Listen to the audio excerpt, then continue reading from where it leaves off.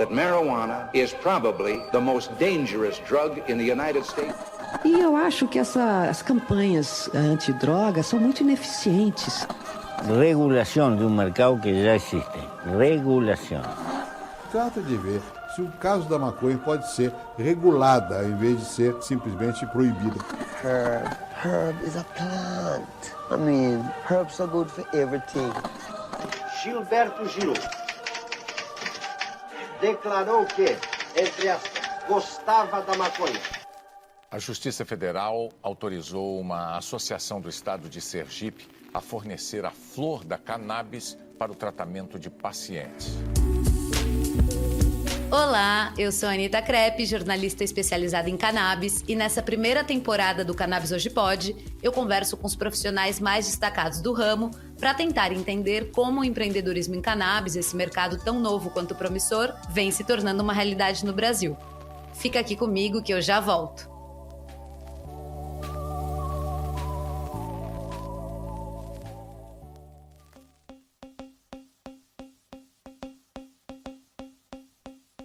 É com muita alegria que a Verde Med anuncia ter atingido a marca de R$1 milhão em vendas no Brasil. Agora, o próximo passo será subir a régua e alcançar os 10 milhões até 2024. Outra novidade é que a Verde Med deverá fazer um IPO no Canadá, tornando-se a primeira farmacêutica brasileira listada na Bolsa de Toronto. Para saber mais, acesse verdemed.com.br.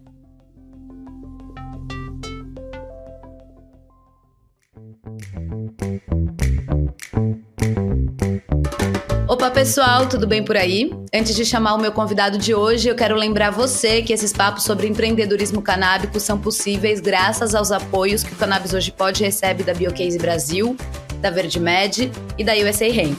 Além, é claro, do seu apoio, que também é muito bem-vindo.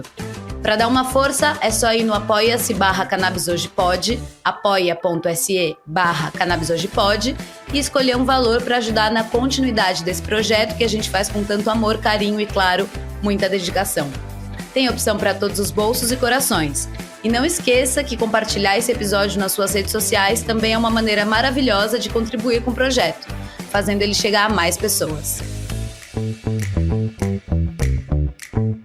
O meu entrevistado de hoje é um exímio contador de histórias. Não só um contador de histórias, mas também um apaixonado por literatura. E é provavelmente por tudo isso que, assim como os grandes romancistas, ele escreveu a sua própria história com tinta viva, fazendo de si mesmo um dos maiores protagonistas das páginas do mercado da cannabis e dos psicodélicos na América Latina. O CEO da Bienestar Wellness Corp, Marco Algorta, está aqui comigo hoje e, como um bom contador de histórias que é, vai contar pra gente qual é o segredo para ser grande nesse ramo. Marco, seja muito bem-vindo. Oi, Anitta. Obrigado pela apresentação. Adorei. Quando eu ficar pronto, eu vou passar, vai ser minha nova bio. Adorei. Obrigado mesmo. Mas nada menos que isso você merece. Como é a nossa praxe aqui, vou pedir para você se apresentar nas suas próprias palavras, tipo um tweet de 280 caracteres. Quem é o Marco Algorta? Marco Algorta é um pai de 5 filhos, apaixonado pela todo tipo de droga sempre.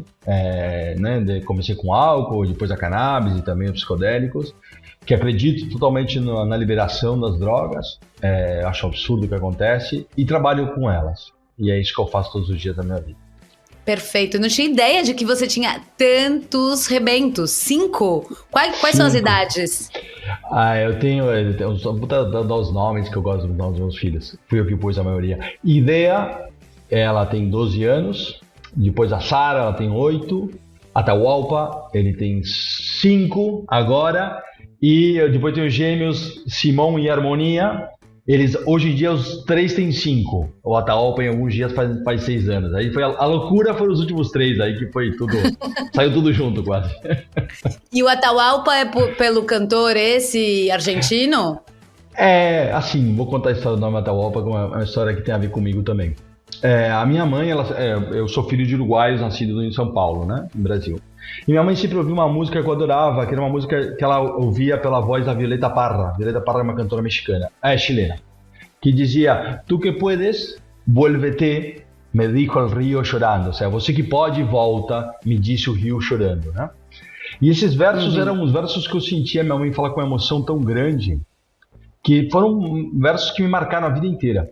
E eu voltei, eu fiz o caminho de volta, eu voltei para o Uruguai, né? Eu fiz essa volta que os rios clamavam nesses versos. E anos depois, minha mãe já tinha morrido, eu descobri que isso não era da Violeta Parra, era do Atahualpa Yupanqui. Claro. Então vem essa relação através do nome aí. Que lindo! Muito bom, muito boas histórias. E que bom que você já também deu esse contexto a respeito das suas origens uruguaias, porque justamente, né, você tem uma história que é muito brasileira e é muito uruguaia, e a gente se perde, né? Onde é que essa pessoa nasceu, para onde ela vai, para onde ela volta. Se quiser também continuar posicionando a gente geograficamente, conforme as perguntas. Eu sou um paulista, nascido em pleno São Paulo, morei até meus 17 anos em São Paulo, até terminar o colégio, quer dizer, sou hiper paulista, mas nasci no seio de uma família uruguaia, absolutamente uruguaia. Na verdade foi um núcleo familiar que foi para o Brasil, então a gente não só comia comida uruguaia, mas falava espanhol o dia inteiro e se relacionava com outros núcleos familiares também uruguaios, tá? Ao mesmo tempo eu ia num colégio francês, quer dizer, era uma loucura a minha vida. Depois eu vou falar sobre isso, mas eu sou paulista, mas com cultura raiz uruguaia 100%. Então eu sou um paulista muito temperado perdido no Uruguai. Exatamente. Um paulista temperado. Bom, vamos lá, vamos começar pelo fim. Aliás, pelo fim não, que isso tá longe de acabar, mas pelas suas mais recentes andanças em sua vasta trajetória na cannabis e nos psicodélicos. Você agora está totalmente focado nos psicodélicos como CEO da Bienestar Wellness Corp, que detém a marca das clínicas Beneva, que oferecem terapias com a ibogaína e acetamina. Então, para a gente começar contextualizando o nosso ouvinte, que talvez esteja mais familiarizado com a cannabis, eu queria que você explicasse no que consistem essas duas terapias e para quais casos elas são indicadas. Perfeito. Essas duas terapias, elas consistem no que chama o tratamento de saúde mental através de psicodélicos, tá? De substâncias psicodélicas. A primeira é a ketamina, que é um anestésico de uso comum na anestesiologia brasileira. Ela é usada em doses baixas, em doses subanestésicas, como um antidepressivo. Tá? O que chamam depressões resistentes, depressões que não responderam aos tratamentos convencionais. Essas depressões que são derivadas para nossas clínicas e elas recebem esse tratamento através de ketamina. Existe todo um protocolo, né? Um protocolo de psiquiatra dando o aval para esse paciente poder fazer. Depois o que são as sessões, são 6 sessões as primeiras. E depois, no final, um psiquiatra que faz uma avaliação, uma devolução ao paciente, mostrando como ele mudou e dentro de uma escala de depressão, quais foram as mudanças no seu comportamento. Tá? Mas essa é a da ketamina. E a da ibogaína, que é um psicodélico mais clássico, a ketamina talvez não seja tão clássico, mas a ibogaína, que é um psicodélico super clássico, que vem da África, tem origem no Gabão, é uma raiz que era usada por algumas tribos como uma substância que era usada para a mudança de ciclo, ou seja, quando a pessoa passava da adolescência para a adultez, né? Nesse momento ele tomava a ibogaína. Essa ibogaína ela foi descoberta nos anos 40, 50 por algumas pessoas que tinham dependências aos opioides, tá? A heroína, como uma cura para isso. Esse uso foi se estendendo e o que a gente faz é isso. A gente faz com o Dr. Bruno Rasmussen, que faz isso já há quase 30 anos. Usamos ibogaína, tratamento com ibogaína para a cura da dependência, tá? Sobretudo as dependências químicas. 80% dos pacientes têm dependências de crack ou cocaína. E depois temos pessoas com dependência de álcool e outras dependências muito malucas, como, por exemplo, temos mais de um caso de pessoas que têm dependência a cometer crimes. Uau! Sabe? Pessoas de bom passar econômico, mas que de vez em quando precisavam roubar um banco, e também foram tratadas com ibogaína e com muito sucesso. Então a ibogaína realmente ela consegue cortar esses circuitos de dependência, circuito de querer ao prazer, sabe? Essa coisa de sempre estar procurando um problema, ela te permite você ressignificar isso e não fazer mais isso. Uau! E eu fico pensando também, né, se é justamente usada nesses rituais de passagem da adolescência para a vida adulta, tem alguma coisa aí também, né, assim, que corta ou que estabelece novos caminhos, super interessante. No caso da iboga, com uma sessão ou uma sessão por ano, como é que é? E também no caso da cetamina, porque o que eu tenho, assim, né, conhecido da minha bagagem aqui é de que seriam umas 6 sessões de cetamina ou ketamina e uma por ano ou uma a priori para ibogaína. É assim ou eu tô falando bobagem? É assim a priori. Depois é uma coisa de caso a caso, sabe? O que a gente percebe com os psicodélicos, o que acontece com os psicodélicos? Você está juntando 2 mundos, é o mundo da subjetividade total, né, da psicoterapia, e o mundo da resposta farmacológica, vamos dizer assim, que é o contato com a substância como facilitador. Nessas duas, a individualidade de cada um é muito importante, sabe? Você faz o protocolo, mas você sabe que não vai encaixar para todo mundo, o que é normal, né? O absurdo é achar que um protocolo pode encaixar em todo mundo. O que a gente vê é, na ketamina ou na cetamina, que são o primeiro protocolo são 6 infusões, tá? Mas depois existem manutenção, ou seja, pessoas que voltam a fazer uma infusão por mês, uma infusão cada 2 meses. Isso é normal. A partir dos 6 meses depois desse primeiro protocolo, você começa a ver a recorrência de pacientes que voltam a procurar uma manutenção para estender esse conforto que te deu o uso da cetamina. A ibogaína é diferente. A ibogaína, a maioria, vamos dizer 70% dos casos, é uma vez só. Ele só toma uma vez. Com isso é totalmente suficiente para ele ficar totalmente fora da dependência, o paciente. Existem alguns casos de pessoas que voltam uma vez por ano, temos casos de pessoas que dão até 3, 4 ibogaína, não mais que isso, mas é difícil. Tá? Então a grande maioria é uma vez só. Agora pensando na história da Bienestar Wellness, me conta como foi que ela surgiu, foi ideia sua ou te chamaram para o projeto, como é que foi? Não, a ideia foi minha, eu venho do mundo da cannabis. Então eu estava muito relacionado com o mundo de investidores e etc, networking ao redor do assunto. Eu sempre fui interessado em todo tipo de drogas, quer dizer, eu antes de estar na cannabis eu tive um bar durante 10 anos, então quer dizer, eu vendo drogas, eu sempre digo, há mais de 20 anos, há 24 anos eu vendo droga. Então e eu vinha da cannabis, era o mesmo networking de pessoas, de investidores, etc. E percebia que sempre, né, o mundo dos psicodélicos começava a crescer. E eu falei, eu quero trazer isso para o Brasil, quero trazer isso para a América Latina. Eu quero realmente começar a profissionalizar esse assunto, vamos dizer assim, na América Latina, como eu tinha feito um pouco com a cannabis também. E aí eu comecei a ver qual que é o caminho. Eu via muita gente trabalhando em biotecnologia, eu achava a biotecnologia algo muito caro e difícil. Eu achava que o mercado ia entrar num momento difícil, como acabou entrando. Eu falei, eu preciso gerar um projeto que tenha economia real, que seja tangível. E aí eu falei, vamos armar essa rede de clínicas no Brasil, que eu acho que temos tudo para acontecer. Isso foi no começo, quando eu achava aqui. Depois, quando eu consegui levantar esse capital e consegui realmente me dedicar e estar 24 horas sobre isso, eu percebi não só isso, que o Brasil não é só um mercado, não é só um potencial de desenvolver a mesma coisa que os Estados Unidos, mas aqui.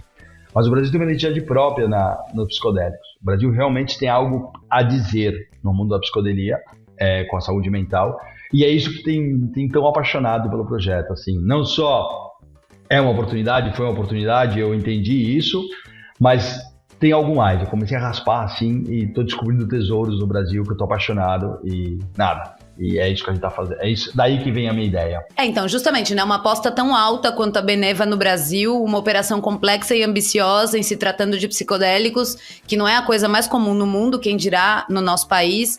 Você considera que entraram no mercado brasileiro no momento correto ou, de repente, se adiantaram demais? E, além disso, na sua opinião, o Brasil continua sendo um oceano azul para empreender com psicodélicos? Assim, sobre o timing, né? Tem uma frase que eu adoro que diz: quando te dizem que o time é certo, já é tarde, né? Então, sempre assim, sempre quando você entra no timing certo, parece que você entrou antes. É normal. Eu acho que é o timing certo. Obviamente que é super desafiante, tá? É super desafiante. Você tem 1001 problemas, 1001 coisas para solucionar. Às vezes você se sente um pouco sozinho. Nesse oceano azul. Não tem com quem trocar, né? Ou são poucos, né? Você gostaria de ver mais coisas acontecendo. Mas é isso, eu acho que o timing é o certo, porque quando eu tenho essa sensação de que estou um pouquinho antes, eu acho que esse é o timing certo. E eu ainda acho que é um oceano azul e continuo achando. Realmente o que eu estou vendo, por exemplo, é o interesse de investidores brasileiros, muito de investidores brasileiros se aproximando. Então, quer dizer, eu estou saindo desse circuito só de investidores americanos, começando a ter investidores brasileiros, o que me deixa muito contente. Então eu começo a ver que se vai gerando como um ecossistema próprio no Brasil para a psicodelia. E eu acho que isso que faz falta, mas está acontecendo. Agora, em que velocidade vai acontecer? Essa é sempre a grande dúvida. Né? Tomara que ele acelere um pouco. Essa é a verdade. E, assim, a gente vê que lá fora, né, os grandes patrocinadores da psicodelia, da ciência psicodélica, são os milionários, são os bilionários, na verdade, gente da realeza, enfim. No Brasil, agora que você tem visto esse interesse de investidores, qual que é o perfil desses investidores que estão interessados no Brasil? Investidores que têm experiência com a cannabis. Esse é o perfil. Esse é o perfil, assim, se eu tenho que descrever um perfil só, é esse. São investidores que vêm da cannabis, que tiveram algum sucesso ou não, mas investiram na cannabis, então estão muito relacionados com esse circuito, mas todos têm uma experiência com a cannabis, todos que se aproximam. Bom, boa.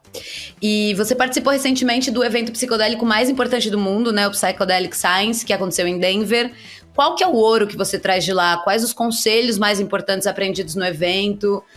Você pode compartilhar com os empreendedores que querem trabalhar, melhor dizendo, com os psicodélicos no Brasil ou, de repente, até em outro país? Acho que a primeira coisa que quando alguém volta de Denver ou voltando desse evento de Denver, é que realmente o que chama ciência psicodélica e a ciência ao redor disso e os tratamentos de saúde mental estão acontecendo e vão continuar acontecendo. Tá? É aquela dúvida de sim ou não, isso aqui vai dar errado, isso aqui vai acontecer. Tá? Isso aqui vai acontecer, está acontecendo. Então, às vezes, essa solidão que a gente falava do Brasil, às vezes está sozinho nesse mercado, você perde essa sensação de solidão. Tem muita gente trabalhando para que isso aconteça e isso aqui vai acontecer. Essa é a primeira coisa. Quer dizer, isso aqui não é medicina alternativa, isso aqui é medicina do futuro. E não é a mesma coisa.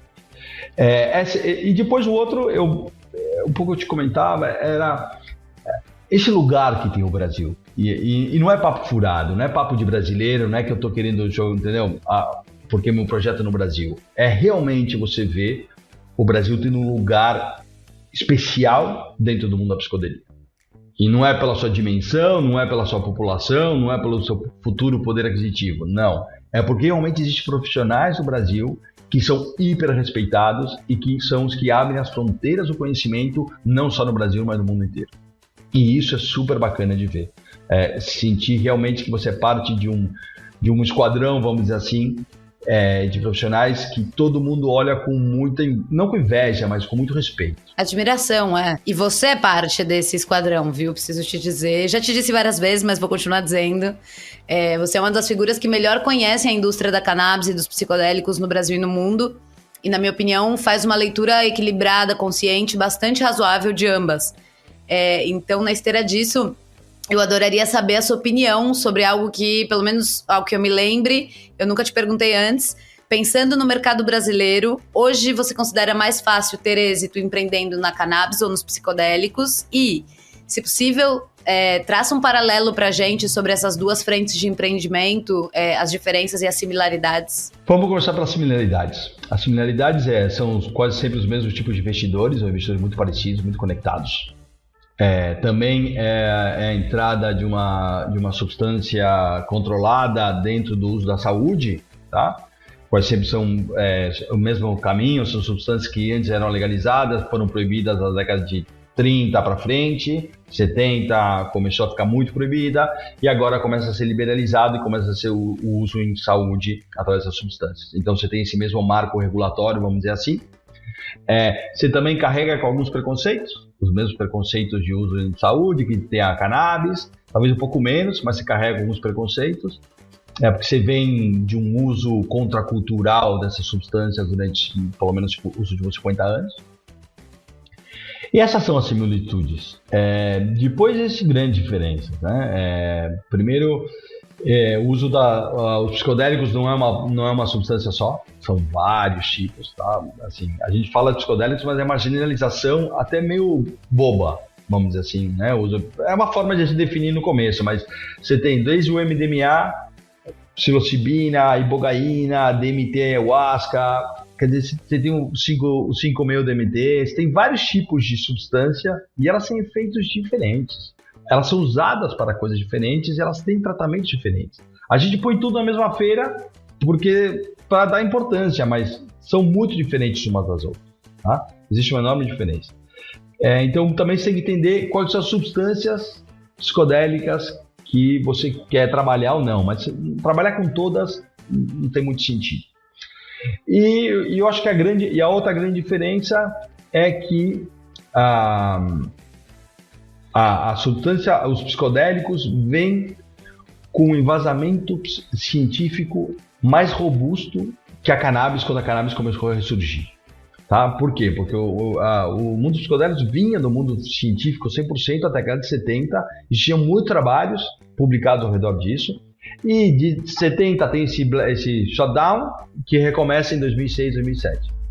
No cannabis não, foram muitos anos de proibicionismo, desde os anos 30 para frente, então você não teve uma acumulação científica que teve os psicodélicos, então você parte de uma base menos robusta cientificamente. Tanto que até hoje esse é o grande calcanhar de Aquiles da cannabis, né? Exatamente. A cannabis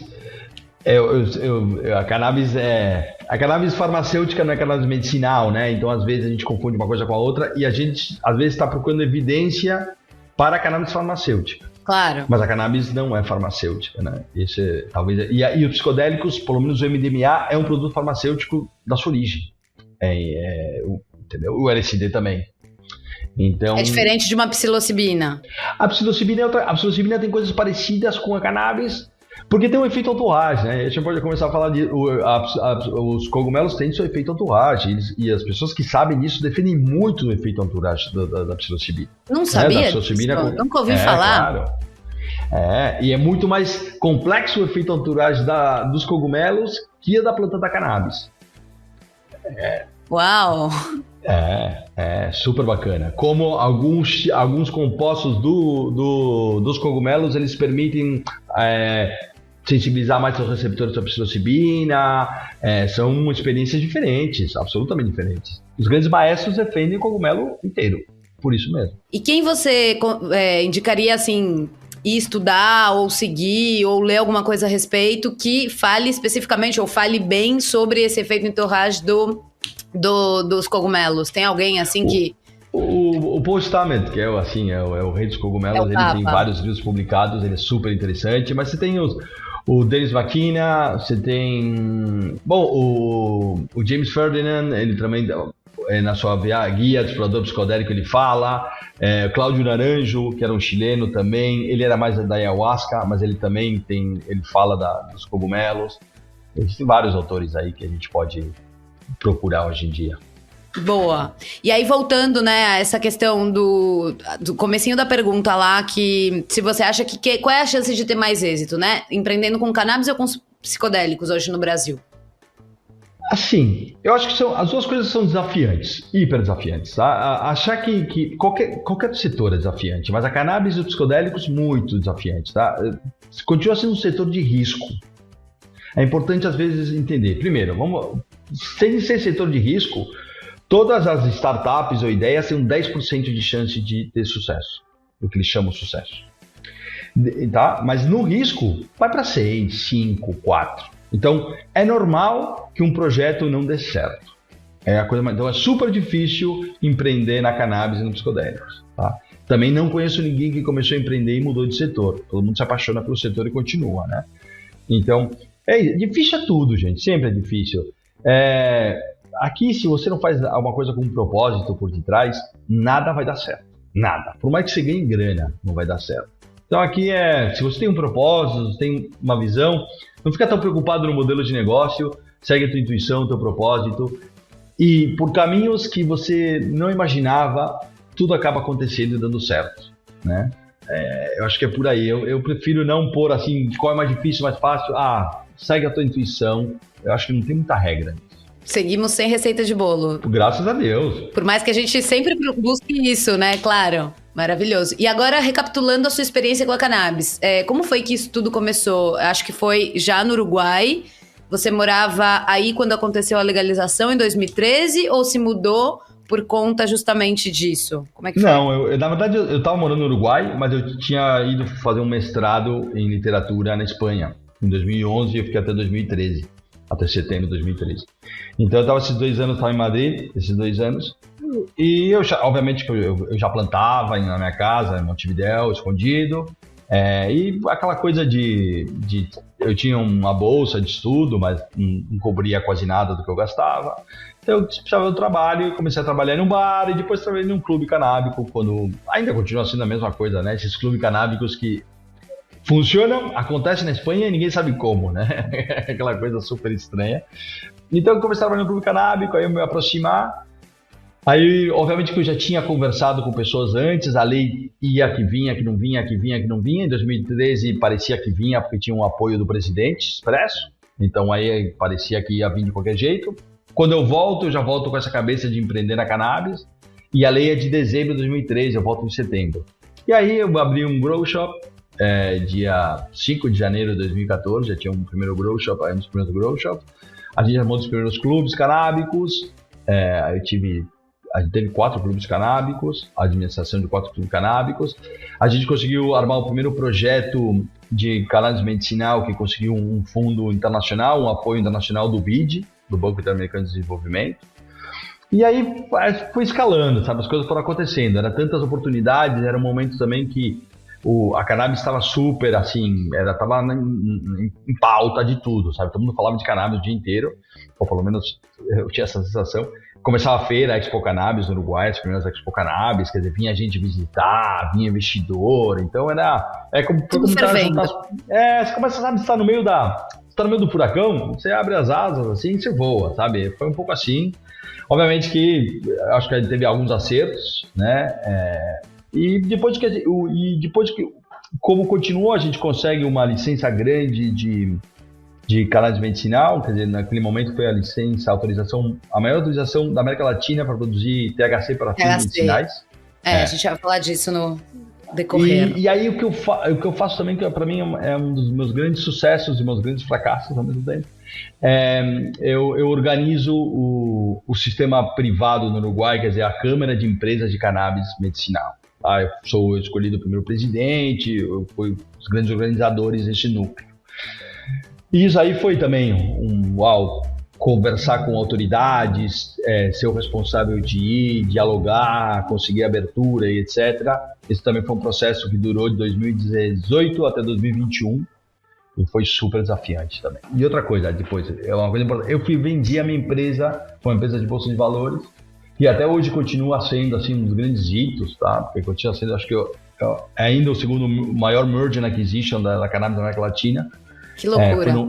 Mas é o timing, né? Foi no momento certo, porque não tem receita de bolo. Às vezes é isso, é você deixar se levar e achar o momento certo, né? E seguir o coração. Por mais místico que isso possa parecer, cara, é assim, né?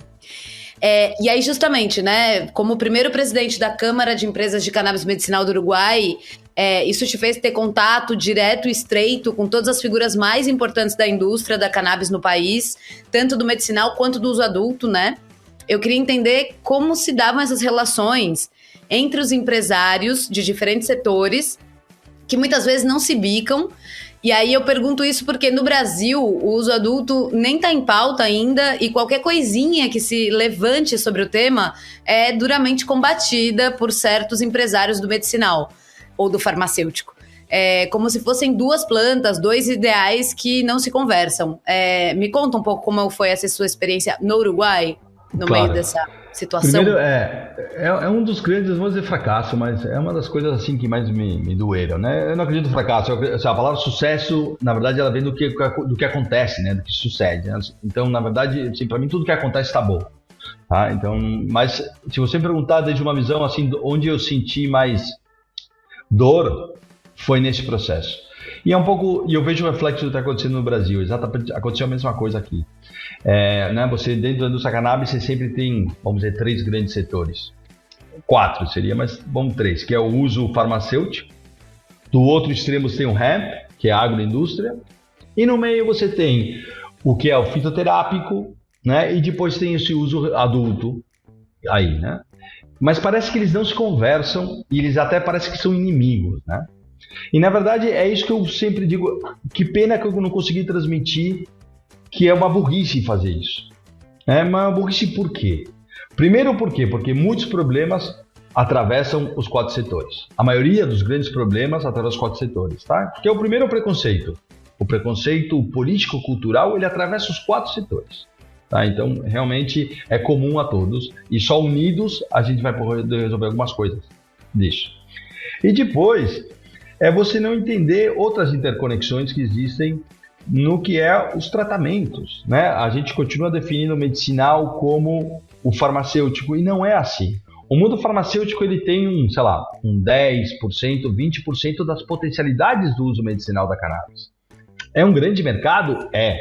Mas os países mais desenvolvidos no assunto, na matéria, eles não só prezam, por exemplo, por uso da flor, mas eles apoiam, e hoje em dia é 60% do seu faturamento. A Alemanha acontece isso, o Canadá acontece isso. Então você vê discussões sobre o uso da flor no medicinal, né? Saídas de imprensa que não são muito certas, né? Um pouco como empurradas, né? Usando um pouco assim a inexperiência de alguns jornalistas, etc. E ao mesmo tempo você vê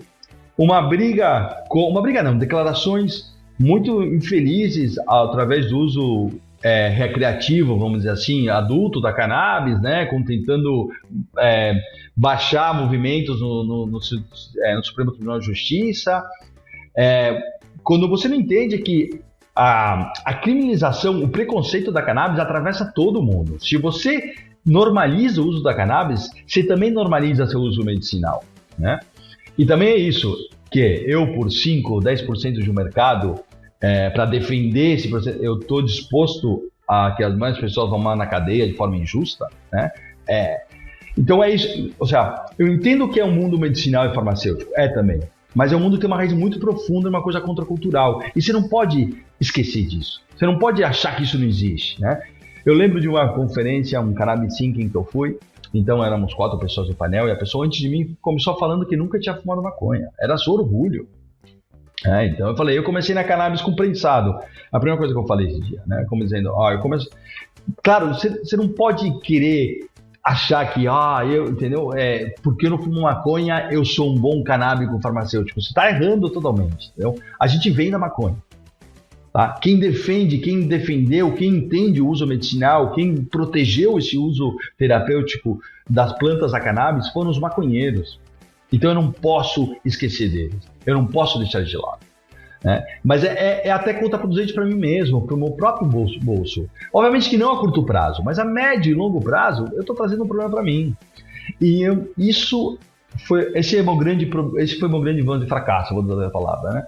Eu não poder comunicar isso, não poder conectar semanticamente essa mensagem, não poder ter transmitido isso, que é um grande déficit, e eu vejo que isso se reproduz em outros países como o Brasil, de forma idêntica.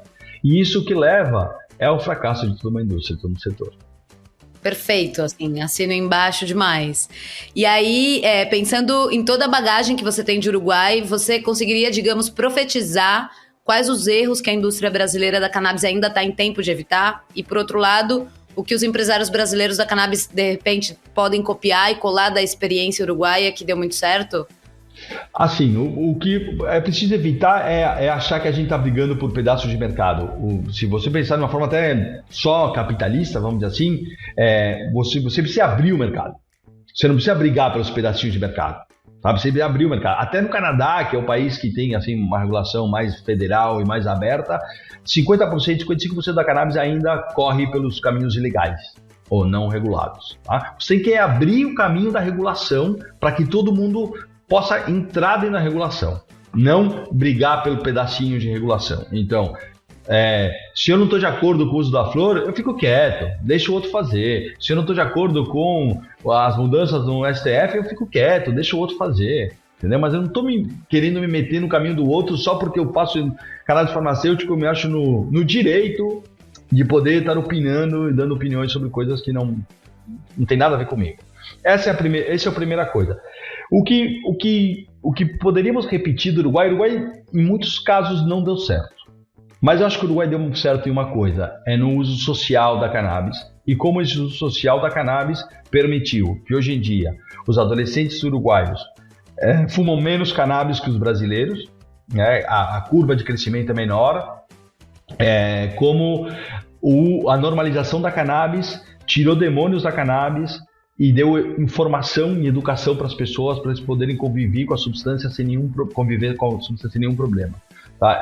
O segredo sempre está na informação e na normalizar. E é isso que o Brasil tem que entender, é que normalizando a cannabis, não só você vai ter um país que vai saber mais de cannabis, etc., mas você vai ter uma melhor convivência com ela e até alguns problemas relacionados com a cannabis você vai poder evitar legalizando ela. E nisso o Uruguai é um exemplo, né? É um exemplo total. É uma legalização que deu certo. Perfeito.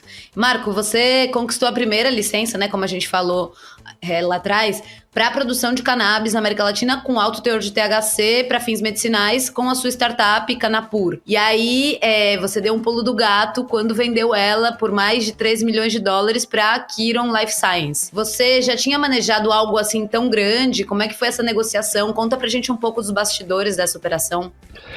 Gente, eu não tinha a menor ideia que eu ia fazer. Eu não tinha a menor ideia, assim. Até hoje eu não sei muito o que eu tô fazendo, mas aquela época eu sabia menos. Não tinha a menor ideia do que eu tava fazendo. Eu tinha tido um bar, eu era um cara, assim, normal. E realmente foi... Quando os investidores chegaram e propuseram esse acordo, eles disseram, Marcos, se você falar que sim, você vai entrar num rocket, né? You're gonna jump in a rocket, né? Numa nave espacial.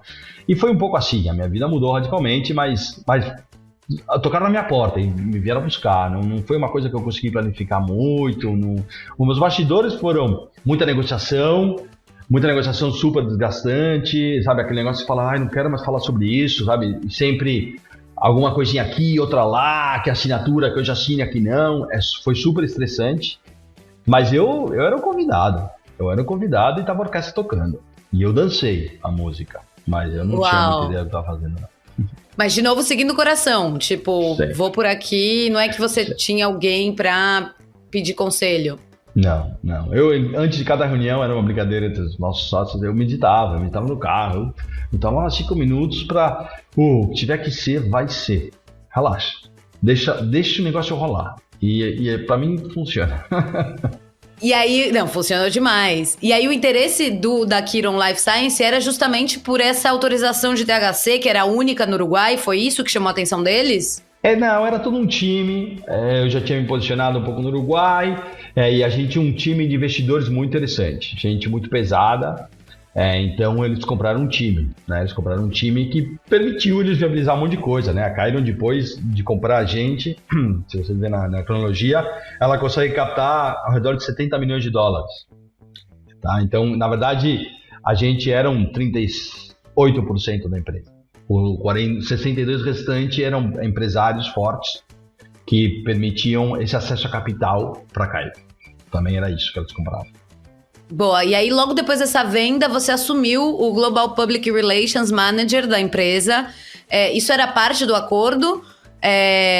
Quero que você fale, inclusive, também para nossa audiência sobre esse seu entendimento a respeito da importância das relações públicas na cannabis e como se dá esse trabalho no dia a dia, o que é mais importante a se considerar nessa área dentro da indústria da cannabis. Assim, era parte do acordo, a gente tinha que ficar dentro da empresa. Tá, pelo menos 18 meses, que era o mínimo, que era um acordo de pago em 18 meses, então você tinha que estar mínimo 18 meses. E, obviamente, que em um mercado que ainda não é muito tangível, que cresce, o intangível é tudo. 90% do valor é intangível. Então, o uso do seu public relation, da tua comunicação, não é importante, é tudo, né? É assim, então é super importante. O valor de uma empresa de cannabis não está em quanto ela vende, quanto a grana ela ganha, e sim no que ela representa.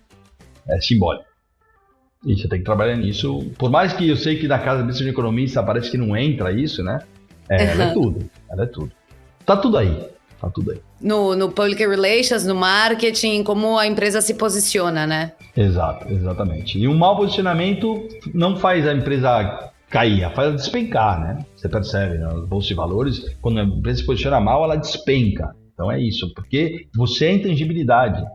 É assim. Entendeu? Eu sei que de cabeça de financista parece que não entra isso, mas é assim. Então, tudo é intangibilidade, mas até o dinheiro. Mas em empresas de tanto risco e capitais emergentes e futures, a intangibilidade é muito grande, é um peso muito grande. Então você tem que trabalhar ela com muita calma, muito cuidado.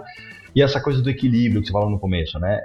É super difícil você manter o equilíbrio, mas você precisa sempre estar nessa luta de não cair para nenhum lado. Perfeito. Bom, chegamos para a hora dos quadros. Bora lá para os quadros? Vamos.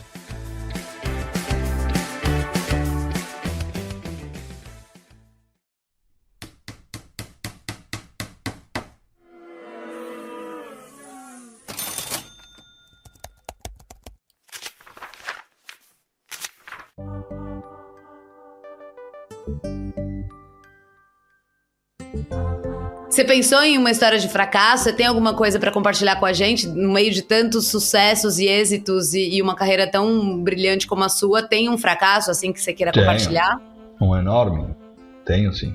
O primeiro, assim, a própria cana pura. Por mais que eu vendi ela e deu certo, a minha intenção era produzir no Uruguai. E a gente nunca conseguiu produzir no Uruguai. Isso também foi um fracasso. E hoje em dia toda a produção uruguaia caiu, né? Se produz muito pouco no Uruguai. E para mim isso é um enorme fracasso. Que o Uruguai não tenha conseguido se posicionar realmente no mundo da cannabis, com todas as vantagens políticas que a gente teve, como a gente não conseguiu mudar a cabeça dos órgãos reguladores, a gente não conseguiu que eles entendessem do que se tratava essa indústria, a gente não conseguiu fazer do Uruguai um verdadeiro polo industrial de conhecimento da cannabis. Esse é um enorme fracasso. Esse é um fracasso que eu carrego o dia inteiro. Mesmo com sem imposto, né? Como é que fala, gente? Quando não precisa pagar imposto. Isenção de imposto, não é isso? Alguns fizeram trabalhos em Zona Francas, etc., que são com isenção de impostos. O nosso trabalho também tinha isenções de impostos. Mas o problema é regulatório. Se você não tem um órgão regulatório que te permite, não entende a cannabis e não te gera os canais de venda e etc., ele quer sempre te enfiar dentro das regulações já existentes, pré-existentes farmacêuticas, você fica grogue, porque você não entra, você não cabe aí, é outro mundo.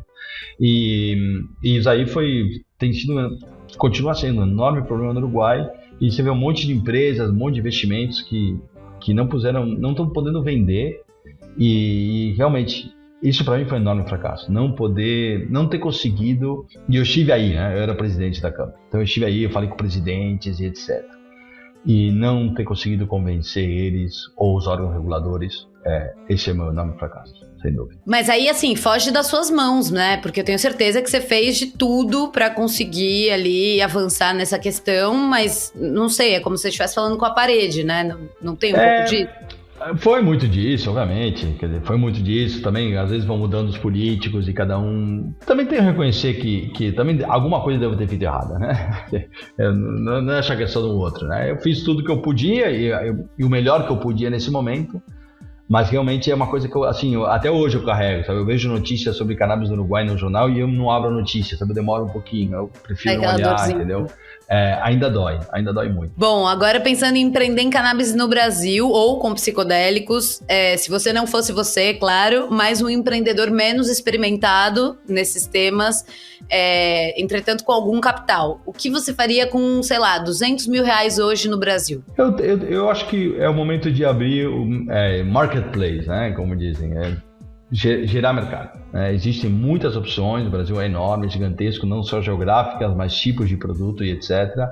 Eu tentaria abrir mercado, chegar no paciente. Às vezes a gente está pensando em coisas antes, eu acho que aqui é fundamental ir no paciente, chegar no paciente. Eu trabalharia nisso, em como eu poder gerar acessibilidade aos pacientes de produtos da cannabis. Eu faria isso. Boa. Que isso tá bastante monopolizado agora mesmo, né? E aí eu fico pensando assim, uma pessoa que... Porque a pessoa tá ali e teve a ideia do marketplace, ela pode até estar com vontade de colocar ali as suas fichas. Mas olhando para esse mercado tão monopolizado e concentrando tantos investimentos, você acha que tem condição de uma pessoa entrar nesse páreo, assim, com um marketplace novo?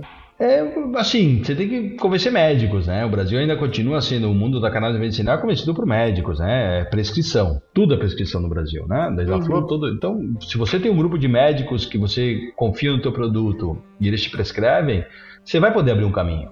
E depois, se você tiver depois do número de pacientes que você atende, você vai ser visto por outros como possíveis te comprarem ou associar com outros.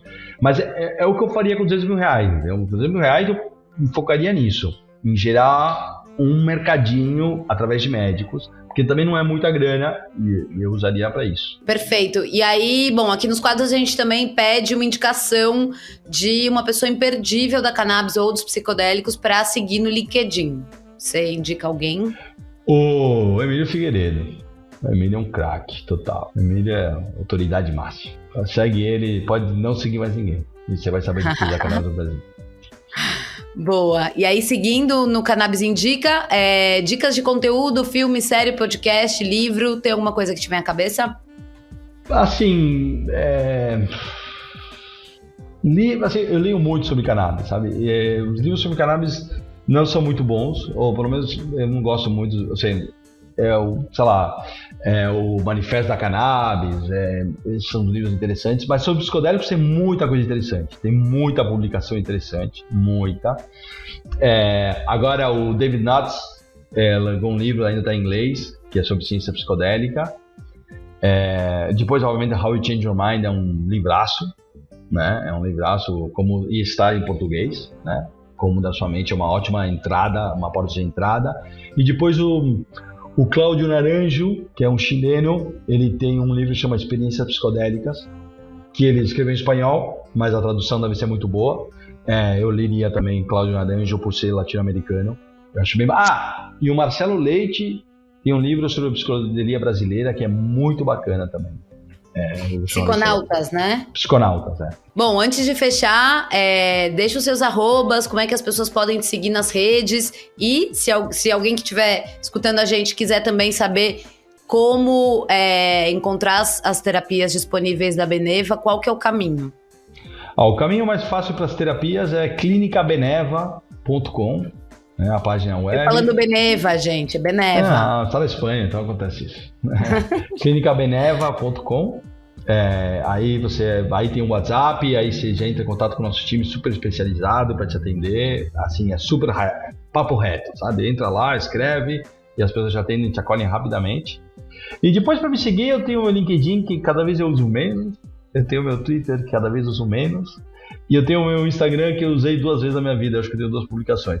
Eu não sou muito fanático disso. E cada vez menos. Sabe, uma vez estavam andando na rua e viram uma pessoa como jogada no chão. Não jogada, mas parecia assim um morador de rua, né? E foram tocar nele. Quem era? E era o... como que era o... Bob Dylan. Era o Bob Dylan, né? Era o Bob Dylan. E aí ele falou, não, e aí mas porque eu quero desaparecer, né? Meu objetivo na vida, não sei se é desaparecer, mas assim, eu tô no LinkedIn, etc, mas também faço meu caminho espiritual ao mesmo tempo, e às vezes as redes sociais interferem demais no caminho espiritual. Sim, sabe? às vezes sempre. Então, eu tô no LinkedIn, vocês me acham lá e me escrevam, e eu respondo. Boa. Tá vivendo a vida real. Nossa, que raro isso. Maravilhoso. Sempre. Marco, como sempre, conversar contigo é um prazer. Você me passa sempre muito otimismo e tem uma maneira de ver as coisas que são coisa rara e que eu admiro muito. Graças e volte sempre. Obrigado a você, Anitta. Realmente obrigado. Eu sei a tua voz no mundo da cannabis, também no mundo psicodélico, é uma voz super necessária. Porque ela é fresca, ela é autêntica e eu gosto disso. Que lindo. Tamo junto.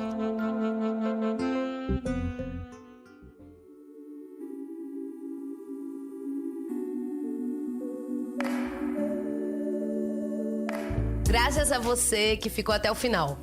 O Cannabis Hoje Pode vai ao ar às terças-feiras e é apresentado por mim, Anitta Krepp. O programa é uma produção da Leopoldo Electrical Group e conta com o apoio da Biocase Brasil, da Verde Med e da USA Hemp. Se você quiser entrar em contato, é só mandar um e-mail para cannabishoje@gmail.com. E aproveite para seguir o perfil do Cannabis Hoje no Instagram, @cannabishoje. É isso, até semana que vem.